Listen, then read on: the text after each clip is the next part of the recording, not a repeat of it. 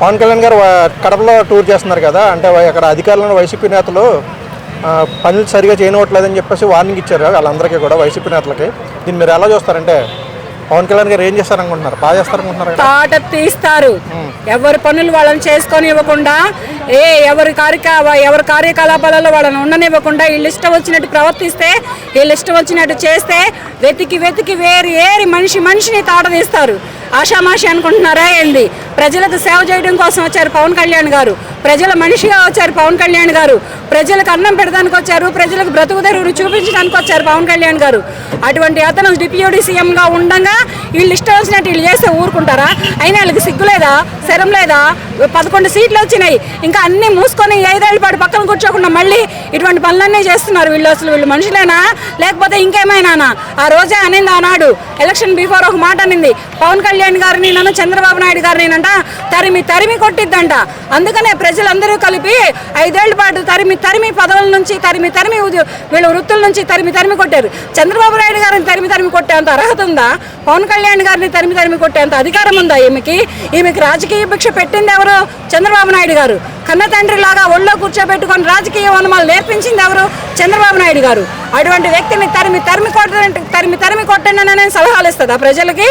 అందుకని అన్ని కింద పైన నోరు ముడ్డి అన్నీ మూసుకునేలాగా తరిమి మరీ కొట్టారు.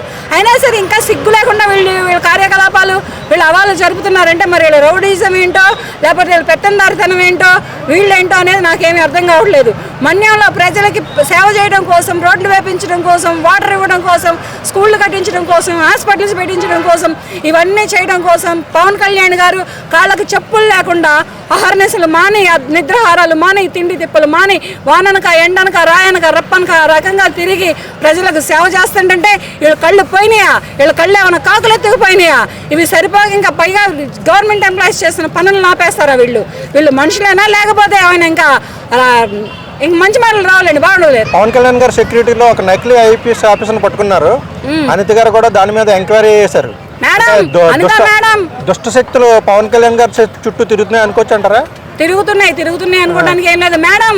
హోంమంత్రి గారు అనిత మేడం గారు ఆ దొంగ నకిలీ నేతల్ని మాత్రం వదలొద్దు. మీకు చేత కాకపోతే నాకు పిలవండి, నేను వచ్చి తీస్తాను వాడిని. పవన్ కళ్యాణ్ గారిని ఏం చేద్దామని వచ్చాడాడు?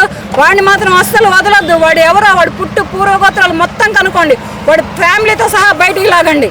వీడిని పట్టుకుంటే అన్నీ వాళ్ళే వస్తారు. మేము 8 మంది లేడీస్ ఉన్నాం. అంటే అతను పవన్ కళ్యాణ్ గారి ద్వారా పాపులర్ అవడం కోసమే ఇలా వచ్చాడని చెప్పేసి అనుకుంటున్నారు. అతను అంటే పవన్ కళ్యాణ్ గారు ఏదో చేద్దామని కాదు, పాపులర్ అవడం కోసం, అంటే పవన్ కళ్యాణ్ గారి ద్వారా పాపులర్ అవడం కోసం వచ్చారని. పాపులర్ అవడం అంటే ఈ రకంగా అవుతారా? పాపులర్ అంటే ఈ రకంగా అవుతారా? ఆయన ఇంటి ముందర పడిగాపులు కాయాలి, ఆయన గేటుని పట్టుకొని ఏలాడబడాలి, ఆయన ఇంటి సూర్యుని పట్టుకొని ఏలాడబడాలి. ఆయన ఎప్పుడు వస్తాడో, ఎప్పుడు వెళ్తారో, ఎక్కడుంటారో కనుక్కోవాలి, తిరగాలి. అహర్నిశలు మాని, తిండి తిప్పలు మాని తిరిగితేనే పవన్ కళ్యాణ్ లాంటి దేవుడు దొరకడం చాలా కష్టం. అటువంటిది ఇట్లా పట్టుకొని ఇట్లా ఐపీఎస్ డ్రెస్సులు, ఐఏఎస్ డ్రెస్సులు వేసుకొని వచ్చి తిరిగితే దొరుకుతారా? నేనా ఏం చేద్దామని చెప్పేసి పాపులర్ అవి ఏం పీకుతావు నువ్వు? ఏం పీకుతాడని అడుగుతున్నాను. పాపులర్ అవడానికి కాదు, అతనితో పాటు ప్రజలకి సేవ చేయడానికి వెళ్ళు, జనంలోగా వెళ్ళు. అంతేగాని అలా వచ్చి దొంగలాగా వచ్చావు అనుకోని కొడుకో జాగ్రత్త.